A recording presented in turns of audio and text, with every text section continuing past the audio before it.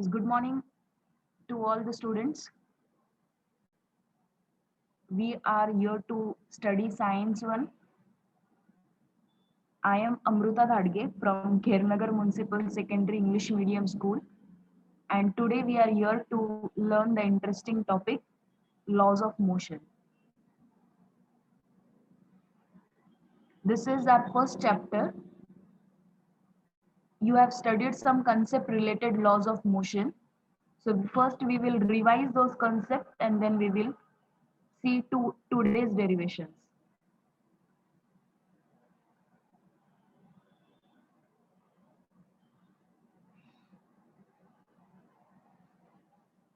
So this was the very essential concept to learn law of motion, that is speed.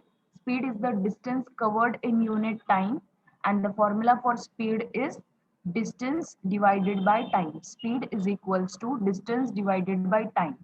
Now how we use this speed in our day-to-day life? We use the sentence, this car speed is 60 kilometer per hour. Okay, so kilometer is used to measure the distance and the time is in hours. Okay, so how much distance it covers in an hour? It covers 60 kilometers in a single hour.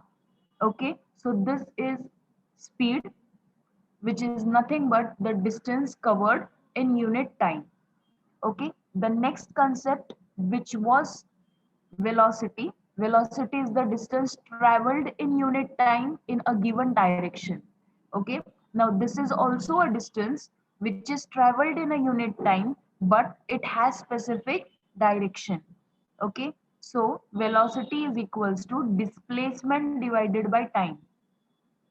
The car has a velocity of 60 kilometer per hour to the west. Okay, so what is the difference between speed and velocity? Just see those two gray highlighted sentences. Speed is just denoted as 60 kilometers per hour, but while expressing velocity, we have to give its direction also, that is 60 kilometer per hour to the west. Okay, so this is the basic and essential difference which is between speed and velocity. If you understand this, it will be easy to solve the problems.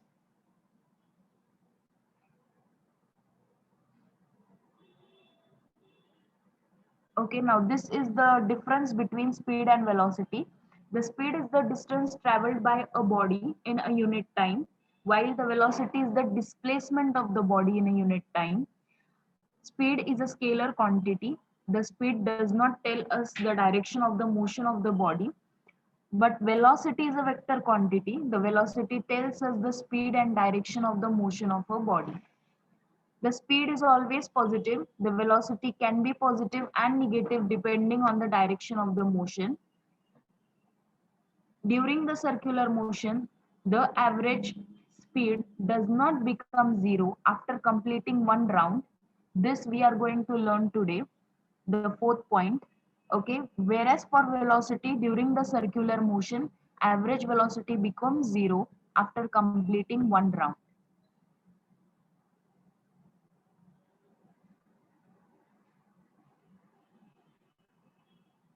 Then we have to study acceleration. Acceleration is defined as the rate of change of velocity with the change in time. Okay, so what is acceleration? It is dependent on velocity, as the rate of change of velocity happens with the change in time. Acceleration is a vector quantity. Vector quantity means that direction is also considered, and velocity is also a vector quantity. In other words, when the velocity of any body or object changes, the body is said to be accelerated. Thus, the mathematical formulation for acceleration is change in velocity upon time. Okay, just remember this formula for time being A equals to change in velocity divided by time. Now here v0 is used as initial velocity. In your textbook, u is used as initial velocity and v is the final velocity. Okay, just change the notations, but the formula remains the same, which is a equals to change in velocity divided by time.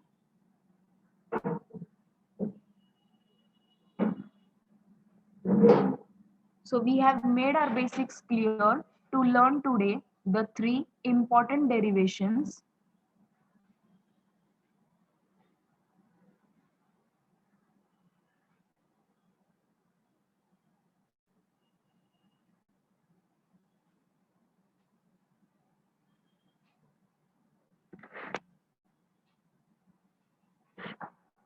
The three derivations are equation describing the relation between velocity and time. Then second thing we are going to learn equation describing the relationship between displacement and time. And the third one is equation describing the relation between displacement and velocity.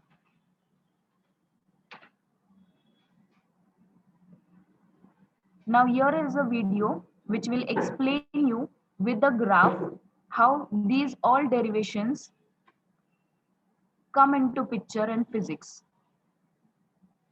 So watch this video carefully.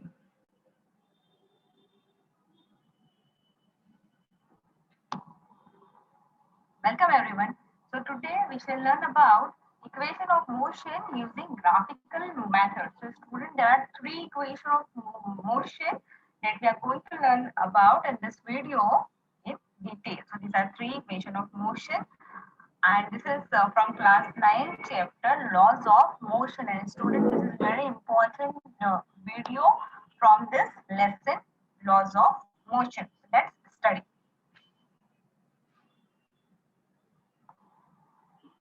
Okay, so equation of motion using graphical method. Student, Newton studies motion of an object and gave a set of three equations of motion.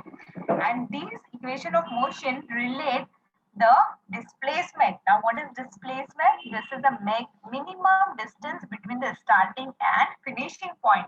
Next is related to velocity. So, well, what is velocity? The distance traveled in one direction by an object in unit time, the velocity. And third is about acceleration. So what is this? The rate of change of velocity in a given time is nothing but the acceleration. Okay, and fourth is about time.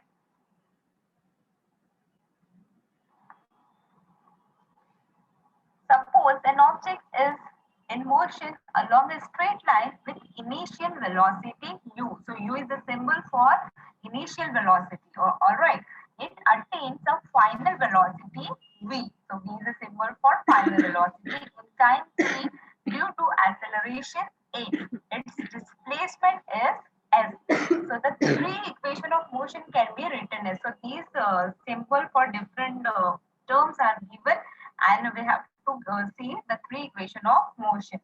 All right. So first equation of motion is v is equals to u plus at, where v is the final velocity, u is the initial velocity, a is nothing but acceleration, t is given time. Okay. So this is the relation between velocity and time. This equation shows relation between velocity and time. Second equation is s is equals to ut plus half at square. So this equation shows relation between displacement and time. Third equation of motion is v square is equals to u square plus 2as, where s is nothing but displacement. And this equation shows us the relation between displacement and velocity. Now, student, let's see how this is equation obtained by the graphical method. So first we are going to learn about equation describing the relation between velocity and time. So this figure given to us, this shows the change in velocity with time t of a uniformly accelerated object.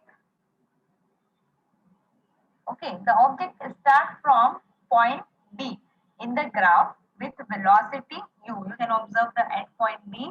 The object started its motion with the initial velocity u, and its velocity keeps increasing, and after time t, it reaches the point B on the graph. I hope this is clear to you, student. So the initial velocity is equals to u, and initial velocity is nothing but OD. Okay, and the final velocity of the object is V, and which is nothing but OC, and the time OE. That means in this time period, the object covered initial velocity to final velocity. Okay, so this is T. Now acceleration, the symbol for acceleration is A. So the formula is as A is equals to change in velocity upon time. So what is change in velocity? Change in velocity is nothing but final velocity minus initial velocity upon time. So in third step, we can see A is equals to what is our final velocity? It is indicated by OC, and initial velocity is our OD upon time T. Okay, therefore CD is equals to AT, and this is our equation number 1. Why CD is equals to AT? Because we can see that OC minus OD will be CD equals to CD. Okay. So here OC minus OD is equals to CD, and when we will cross multiply A with T, so we get A. Therefore, CD is equals to A. Okay, so we have to draw a line parallel to y-axis, which I have indicated with the orange color. This line is parallel to y-axis passing through B, and this will cross x-axis in E. And again, we have to draw a line parallel to x-axis passing through B. This will cross the line BE at A. So the line parallel to x-axis I have indicated with orange color, and the line which is parallel to y-axis I have indicated with blue color. So student, from the graph you can see that BE is equals to AB plus AE. Okay, BE is equals to AB plus E. Therefore, V or velocity is equals to CD plus OD, right? Why? Because EB is equals to CD and E is equals to OD. That means in place of AB we can write CD, and in place of E we can write OD, because both are equal. Therefore, V is equals to AT plus U. Now from equation number 1 we can say that, see here which I have written with the green color, we can say that CD is equals to AT. 80, right? So therefore, in case of CD, we are writing here 80, and OD is nothing but our initial velocity. Therefore, V is equals to 80 plus U. All right. And therefore, the final equation we can rearrange and write it V is equals to U plus 80. All right. So, student, this is the first equation of motion. That is V is equals to U plus 80. Equation is the equation describing the relation between displacement and time. Okay, again we are using the same graph. Okay, so let us suppose that an object in uniform acceleration is equals to A, and it has covered the distance s or displacement, okay, within the time t. And from the graph in the alongside picture, we can see that the distance covered by the object during time t is given by the area of quadrangle DOEB. So this is a quadrangle, this is a mathematical shape, you know this, okay. So this is a quadrangle denoted by the all the things, that means displacement, distance covered in within the time t. Okay, therefore S is equals to, now what is S? This is the distance covered. Okay, so distance covered will be equal to area of quadrangle DOE. That means how much object distance covered by the object is given by area of quadrangle DOEB. Okay, now this again S is equals to area of rectangle DOEA plus area of triangle DAB. Okay. Here, this is the area of rectangle DOEA, and this is area of triangle DA. Okay, so that means quadrangle is equals to rectangle plus triangle. Now we can write here in the next step that S is equals to, now area of rectangle will be what? Length into breadth. Okay, that is AE plus, sorry, AE multiplied by OE. And area of triangle will be half into base into height. Okay, so half AB into D.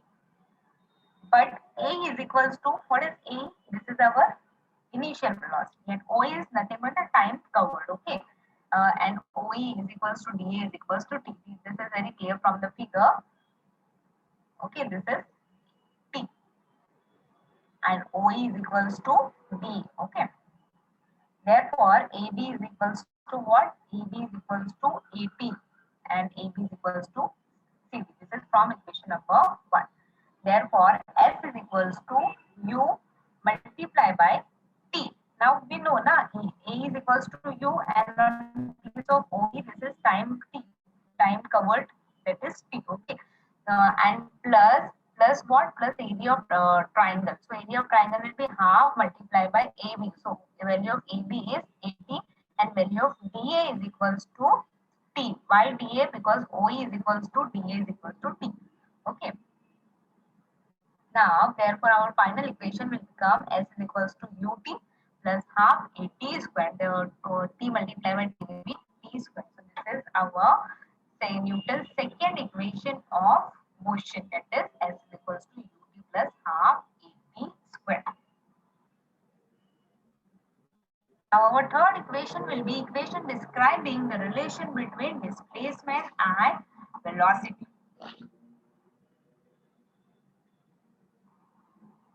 Okay, again we are using the same graph for the third equation also.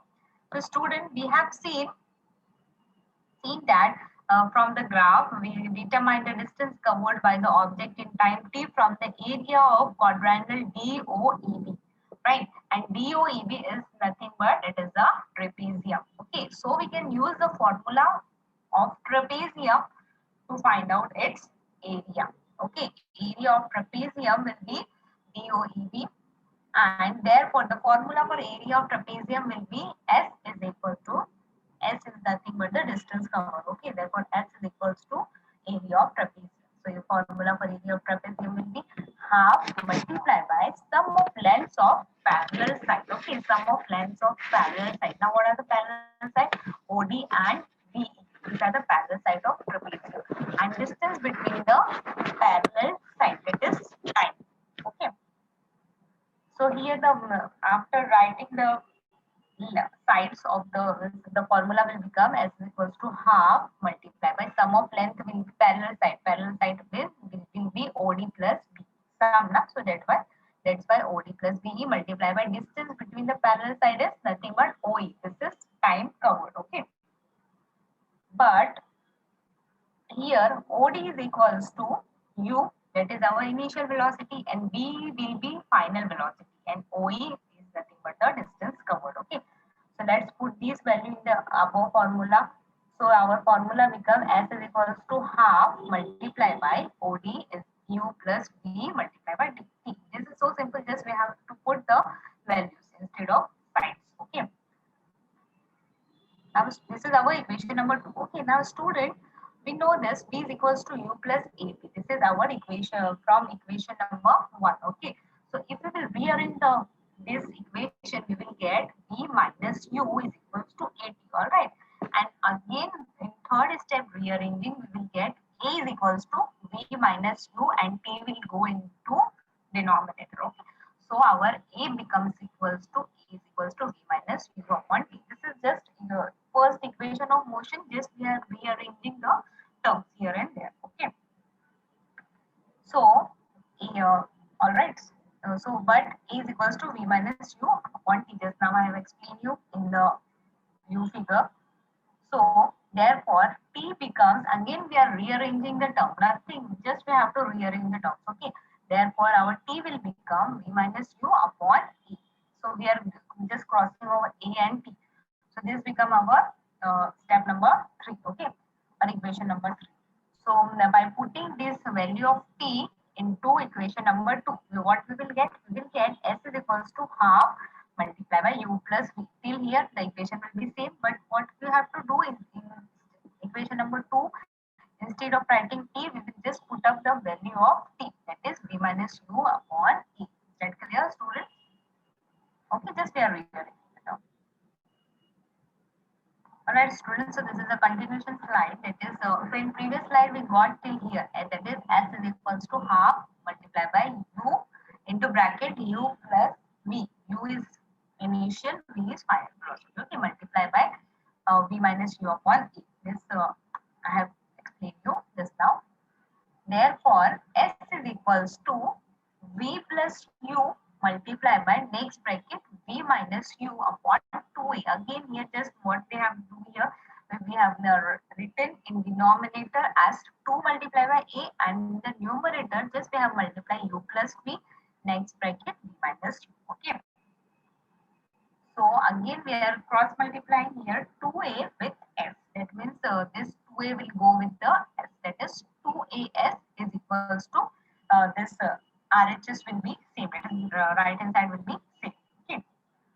And next will be therefore 2as is equals to v square minus u square. Student, I hope you know this formula that a plus b and into bracket multiply by a minus b will be equals to a square minus b square. So this is a mathematical formula. Okay. So just imagine that instead of a we are writing a b, and instead of b we are writing here u. So our formula becomes b square minus u square. All right. So again in the last step we are rearranging some terms, that is v square will be equal to if you will notice that u square is in minus. Okay, so after going in LHS it becomes positive, and our final equation becomes v square is equals to u square plus 2as, and this, student, this is our Newton's third equation of motion. So student, I hope this all the three equation of Newton's equation of motion you have understood very clearly. I know this. I hope you people have understood all the three equations with the help of graphical method. We have seen each and every step in detail, okay, as well as we have plotted them in the graph also.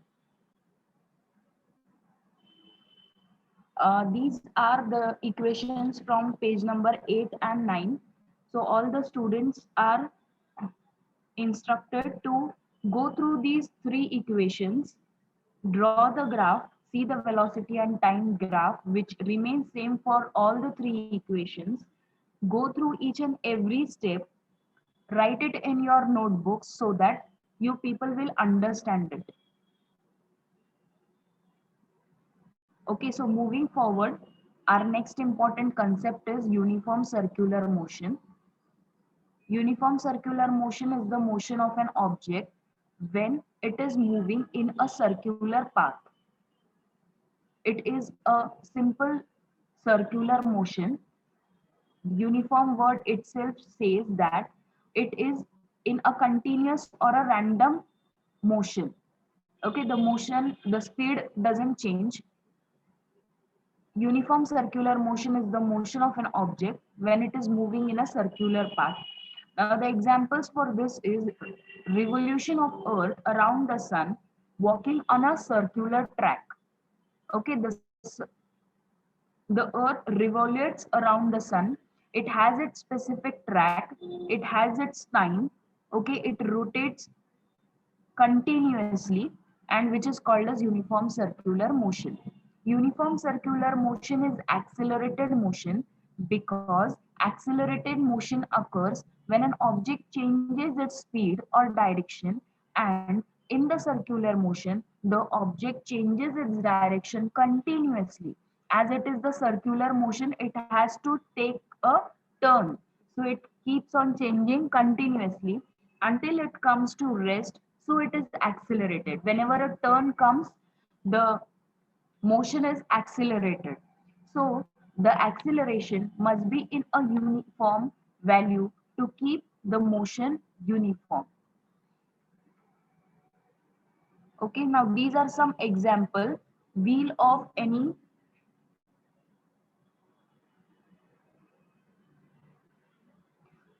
wheel of any vehicle. along a circular path, merry-go-round in full speed, water pump in a garden which throws water in a circular motion, an electron moving around its nucleus, amusement park rides, which are circular horse rides, an audio CD or disc runs in a player, in your CD player, moving fan, it is also in a uniform circular motion, okay, unless and until you change its speed from the regulator, it does not accelerate, okay. Moving turbine, these all are examples of uniform circular motion. As well as you can see the motion of the hands in your wall clock, the hour hand and the minute hand. Now this example is given in your textbook, so you can read that example from the textbook. A small activity is also given which will help you to understand what is uniform circular motion.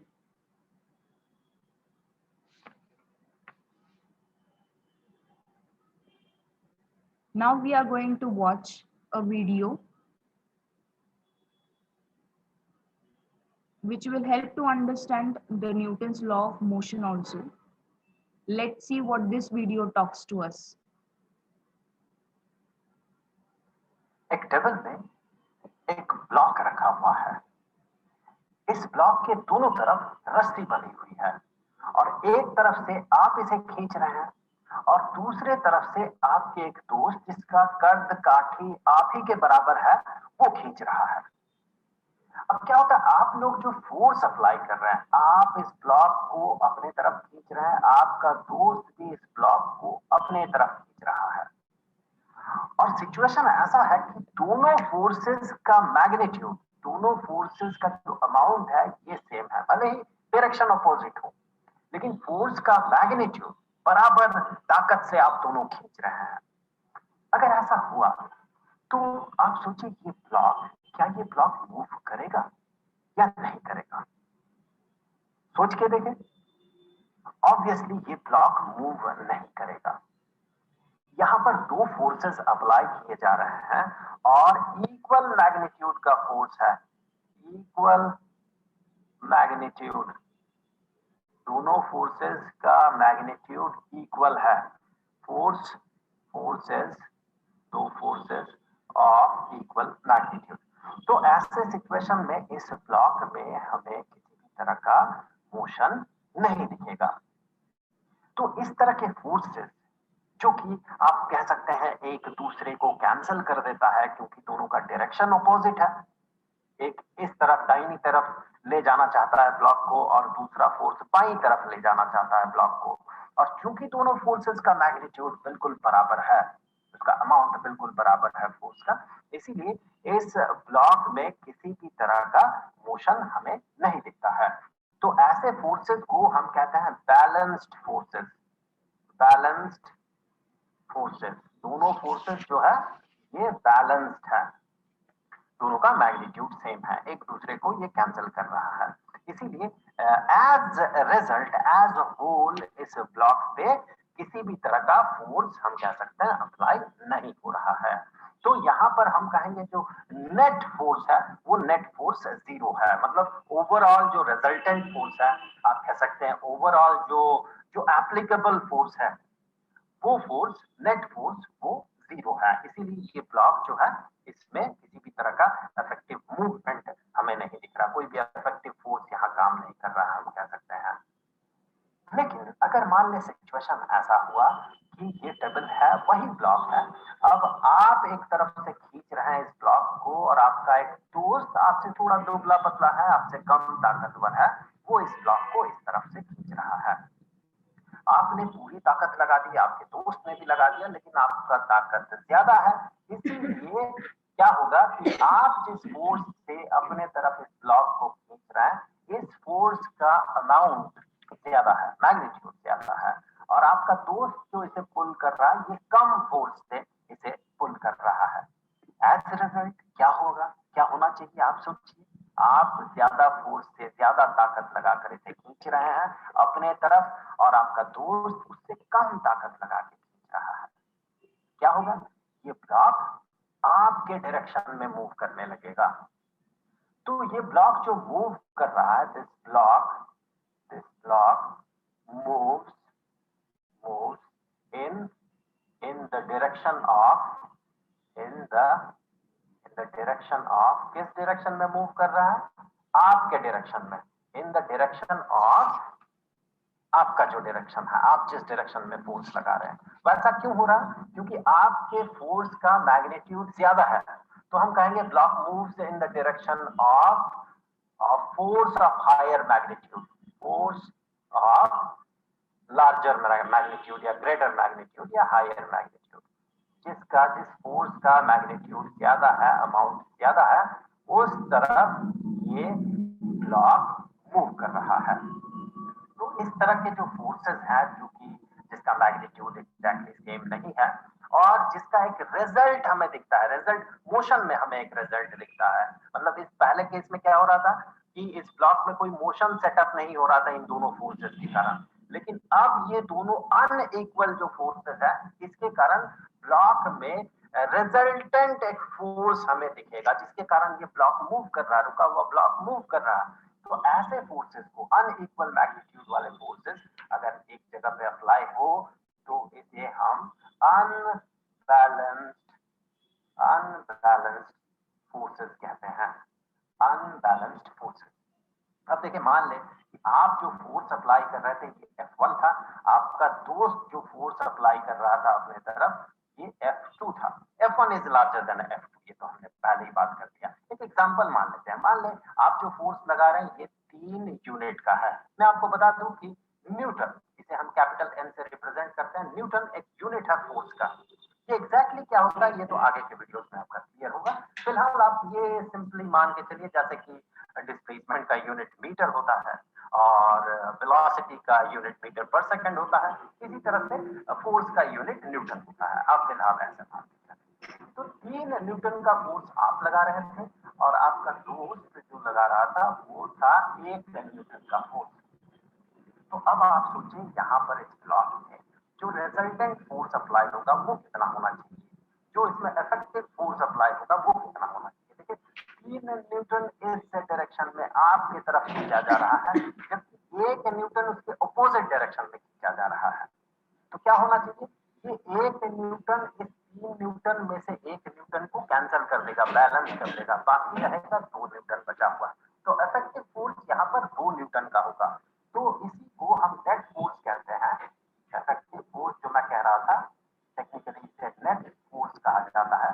तो इस case में आप पाएंगे net force is equal to 3 newton, जो बड़ा वाला force है जो आप लगा रहे थे, और आपके दोस्त ने उसमें से थोड़ा सा कैंसिल कर दिया, उसने 1 न्यूटन का फोर्स लगाया था, तो 3 न्यूटन से 1 न्यूटन जो है ये मान ले बैलेंस हो गया। तो बाकी बचा कितना है? 2 न्यूटन। तो इफेक्टिव फोर्स या नेट फोर्स जो इस ब्लॉक पे अप्लाई होगा वो 2 न्यूटन का होगा। जबकि बैलेंस्ड फोर्स के एग्जांपल में देख ले, अगर मान ले आप यहाँ 3 न्यूटन का फोर्स अप्लाई कर रहे थे, आपका जो दोस्त, आप ही के कदकाठी का दोस्त उतना ही फोर्स, उतना ही मैग्नीट्यूड का फोर्स अप्लाई कर रहा था 3 न्यूटन का, तो यहाँ पर इस सिचुएशन में जो नेट फोर्स होगा, आप गौर करें, ये नेट फोर्स होगा 3 newton minus 3 newton is equal to 0। मतलब कोई भी नेट फोर्स इसमें अप्लाई नहीं हो रहा, जिसके कारण ये ब्लॉक जो है ये मूव नहीं कर रहा है, क्योंकि इसमें नेट फोर्स 0 लग रहा है। जबकि अनबैलेंस्ड फोर्सेस के केस में, इस एग्जांपल में जो नेट फोर्स लग रहा था वो 2 न्यूटन का फोर्स लग रहा था, जिसके कारण ये रुका हुआ ब्लॉक मूव कर रहा था। अब चलिए कुछ एग्जांपल्स देख लेते हैं बैलेंस्ड और अनबैलेंस्ड फोर्सेस का। पहला, तो मान लें कि आप एक बॉल लेके इस तरह से खड़े हुए हैं छत के ऊपर, आपका दोस्त भी वैसा ही एक बॉल पकड़े छत पे खड़ा हुआ है। आप क्या करते हैं? आप इस बॉल को पकड़े रहते हैं। आपका दोस्त क्या करता है? इस बॉल को छोड़ देता है। तो छोड़ देने से क्या हुआ? बॉल नीचे गिर गया।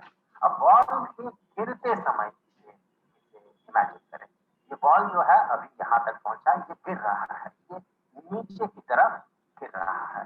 तो यहाँ पर जो फोर्स अप्लाई हो रहा होगा, क्या क्या फोर्सेस अप्लाई हो रहा होगा, ये आप गिरा क्यों? क्योंकि ग्रेविटी इसे नीचे की तरफ पुल कर रही है, ग्रेविटेशनल फोर्स इसे नीचे की तरफ लग रहा है। अर्थ जो है ये हर एक बॉडी को, हर एक मास को अपने तरफ खींचता है, तो यहाँ अर्थ इस बॉल को भी अपने तरफ खींच रहा है। तो ये फोर्स जो है, जो कि ग्रेविटेशनल फोर्स है, फोर्स ड्यू टू ग्रेविटी इस बॉल पे अप्लाई हुआ, जिसके कारण ये बॉल नीचे की तरफ गिरा।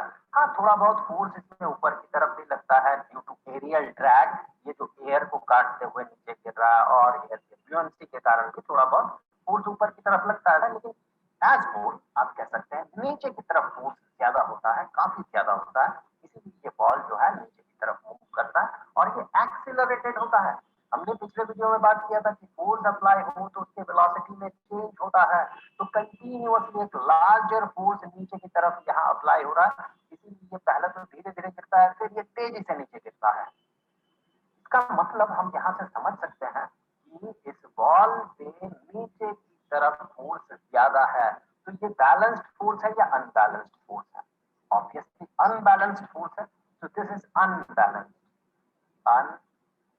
फोर्स। कब अनबैलेंस्ड है? जब ये बॉल नीचे गिर रहा है, उस समय ग्रेविटी वाला फोर्स जो है ये काफी ज्यादा हावी रहता है, ज्यादा रहता है, इसीलिए ये बॉल नीचे की तरफ गिर जाता है। जबकि जब आप इस बॉल को पकड़े हुए थे तो उस समय क्या हो रहा है? देखिए, इस समय क्या ग्रेविटेशनल फोर्स गायब हो जाता है? क्या ग्रेविटी जो फोर्स अप्लाई करती है बॉडी पे, क्या इस पे डिपेंड करेगा कि कोई इस बॉल को पकड़ा हुआ है या छोड़ा हुआ है? ऐसा तो नहीं है। ग्रेविटी चाहे आप बॉल को पकड़े या ना पकड़े, तो अपना फोर्स इस पे अप्लाई करेगी। तो ग्रेविटेशनल फोर्स इस केस में देखिए, ग्रेविटेशनल फोर्स तो नीचे की तरफ है, लेकिन नीचे की तरफ है फिर भी ये बॉल नीचे नहीं गिर रहा है, वो रुका हुआ ही है। अब रुका हुआ ही है, इसका मतलब कि कोई नेट फोर्स अप्लाई नहीं हो रहा, तो कोई ना कोई फोर्स तो होगा जो कि इसे ऊपर की तरफ खींचा हुआ होगा। कौन खींच के रखा है इसे? आप खींच के रखे हैं इसे, आप पकड़ के रखे हैं। आप अगर किसी भी ऑब्जेक्ट को अपने हाथों से पकड़ के रखते हैं, तो आप ये फील करते हैं कि उस चीज को, उस ऑब्जेक्ट को आपको ऊपर की तरफ खींच के रखना पड़ता है, तब जाके वो स्टैटिक रहता है।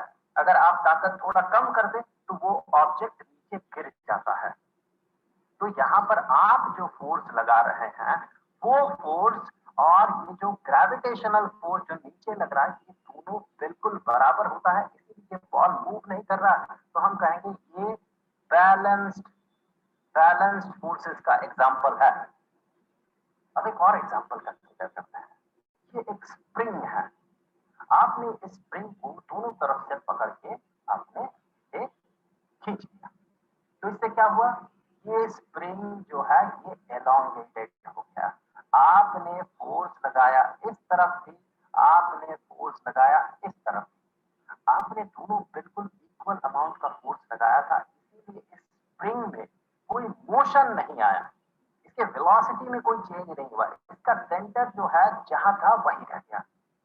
मतलब इसमें कोई मोशन नहीं आया, रेस्ट में था अब भी रेस्ट में है, वेलोसिटी चेंज जीरो है। मतलब कि इसमें जरूर बैलेंस्ड फोर्सेस लग रहा होगा, और ऑब्वियसली आप दोनों तरफ से बराबर फोर्स लगा के, बराबर अमाउंट का फोर्स लगा के जब खींचते हैं तभी ऐसा होता है। अगर एक हाथ से छोड़ दे और दूसरे हाथ से इसे खींचे तो ये स्प्रिंग में एक मोशन आ जाएगा और ये स्प्रिंग मूव करने लगेगा, तो उस सिचुएशन में वो अनबैलेंस्ड फोर्स होगा। इस एग्जांपल में ये एक बैलेंस्ड फोर्सेस का एग्जांपल है। आप दोनों तरफ से बराबर फोर्स लगा के इसे खींच रहे हैं, जिसके कारण इसमें मोशन तो नहीं आ रहा स्प्रिंग में, बल्कि स्प्रिंग एलोंगेटेड हो रहा है। कुछ ऐसा ही एग्जांपल कंसीडर करते हैं एक और, कि एक सॉफ्ट बॉल है जिसे आप अपने दोनों हाथों से पकड़ के दबा रहे हैं, तो इससे क्या होता है? ये जो बॉल है ये कंप्रेस्ड हो जाता है, लेकिन इस बॉल पे क्या कोई मोशन आ रहा है? नहीं। क्या इसके वेलोसिटी में कोई चेंज हो रहा है? नहीं। मतलब यहाँ पर भी नेट फोर्स जीरो ही अप्लाई हो रहा है, लेकिन आप फोर्स लगा रहे हैं, आप इस हाथ से इस तरफ फोर्स लगा रहे हैं और इस हथेली से इस तरफ फोर्स लगा रहे हैं, दोनों फोर्सेस का जो अमाउंट है वो सेम है, इक्वल फोर्स है, लेकिन अपोजिट डायरेक्शन में है। तो यहाँ पर भी ये बैलेंस्ड फोर्सेस का ही एग्जाम्पल है ये भी। अब कुछ और एग्जाम्पल्स कंसिडर करते हैं। मान ले ये छत है और छत से एक रस्सी बंधा हुआ है और इस रस्सी पे टायर्ड है एक ब्लॉक। अब आप सोचिए इस ब्लॉक पे क्या क्या फोर्सेस अप्लाई होगा। सबसे पहले तो ग्रेविटी के कारण इस पे फोर्स अप्लाई होगा, फोर्स ड्यू टू ग्रेविटी इस ब्लॉक पे नीचे की तरफ अप्लाई होगा। लेकिन अगर इसके नीचे की तरफ फोर्स अप्लाई होगा तो ये नीचे गिर क्यों नहीं रहा है? क्योंकि इसे रस्सी पकड़ के अपने साथ बांधे रखा है और रस्सी सीलिंग से बना हुआ है। इसका मतलब इस ब्लॉक पे ऊपर की तरफ खींचने वाला एक एलिमेंट आ गया। अगर इस ब्लॉक को आप पकड़े रहते तो आप कहते हैं आप ऊपर की तरफ एक फोर्स लगा रहे हैं, लेकिन ये रस्सी से बंधा हुआ है, रस्सी बेचारा बोल नहीं सकता है, इसीलिए हम लोग समझ नहीं पाते हैं कि यहाँ एक और फोर्स भी काम कर रहा है। वो फोर्स लग रहा है रस्सी के द्वारा। तो यहाँ पर ये जो स्ट्रिंग है, ये स्ट्रिंग इस ब्लॉक को ऊपर की तरफ खींच के रखता है और इसे टेंशन कहा जाता है, टेंशन। तो यहाँ पर ये जो फोर्स है, फोर्स ड्यू टू ग्रेविटी, जो कि इस ब्लॉक को नीचे ले जाना चाहता है, और रस्सी जो टेंशन से इसे खींच के रखा है, ये दोनों बिल्कुल इक्वल अमाउंट का होता है, इक्वल मैग्नीट्यूड का होता है। इसीलिए ये ब्लॉक जो है रुका ही रह जाता है, ये गिरता नहीं है। तो ये भी एक बैलेंस्ड फोर्सेस का ही एग्जांपल है। एक और ऐसा ही एग्जांपल कंसीडर कर लेते हैं। मान ले इस ब्लॉक को हमने खोल दिया और यहाँ हमने इसे फ्लोर पे रख दिया। अब फ्लोर पे रख दिया, क्या फ्लोर पे रखने से ग्रेविटेशनल फोर्स गायब हो जाता है? ऐसा तो नहीं होता है। ग्रेविटेशनल फोर्स अब भी है, इसे नीचे की तरफ अब भी ग्रेविटेशनल फोर्स नीचे की तरफ से खींच रहा है। तो फिर इसे ऊपर की तरफ कौन धकेले हुए है? अभी आपको समझ में आ जाएगा। आप खड़े हैं, हाथों से पकड़े हुए हैं इसी ब्लॉक को। अब आप सोचे कि इस ब्लॉक को कौन ऊपर उठाए रखा है? ग्रेविटेशनल फोर्स इसे नीचे की तरफ खींच रहा है और आप इसे ऊपर की तरफ धकेल रहे हैं। अब फ्लोर बेचारा बोल नहीं सकता, इसका मतलब ये नहीं है कि ये फोर्स नहीं लगा रहा है। फ्लोर इस बॉडी को ऊपर की तरफ धकेले रखा है और इसे कहा जाता है नॉर्मल फोर्स या नॉर्मल रिएक्शन हम कहते हैं। तो दिस इज नॉर्मल फोर्स या नॉर्मल रिएक्शन। तो अब भी ये दोनों फोर्सेस जो है, ग्रेविटेशनल फोर्स और नॉर्मल फोर्स, ये दोनों इक्वल मैग्नीट्यूड का है, ऑपोजिट डायरेक्शन में है, इक्वल मैग्नीट्यूड का है। इसीलिए ये भी बैलेंस्ड फोर्सेस का ही एग्जांपल है। आई होप ये वीडियो आपके लिए हेल्पफुल रहा होगा। अब अगले वीडियो में So these were all examples about balanced and unbalanced forces, which is the concrete requirement to understand all the three Newton's law, which we are going to study further. This is just the overview that what these laws are about. Newton's first law of motion is about an object at rest will remain at rest until acted on by any unbalanced force. Now you people must have understood what is unbalanced force and balanced force. Okay, so with the help of many examples, I have tried to explain you what is balanced and unbalanced force. Try to recall all those examples, the small activities which we do in our day-to-day life, which help us to understand what is balanced and unbalanced force. Okay, if you want, take a screenshot of this screen, because this very well explains what is Newton's first law, second law and third law, which we are going to see in our successive sessions, which will be carried from tomorrow only.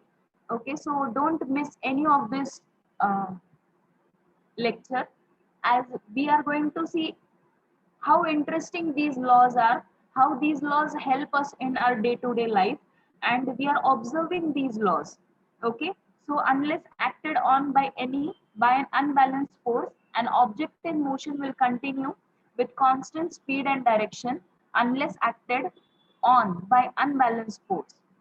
Whereas Newton's second law of motion tells us that The acceleration of an object depends on the mass of the object and amount of the force applied. Newton's third law states us that for every action force, there is a reaction force equal in strength and opposite in direction. So here's all for today. Student, go through all your derivations which we have seen today, as well as the balanced and unbalanced forces. Try to write down all the examples of balanced and unbalanced forces so that it will be easy for you to understand tomorrow's Newton's first law of motion.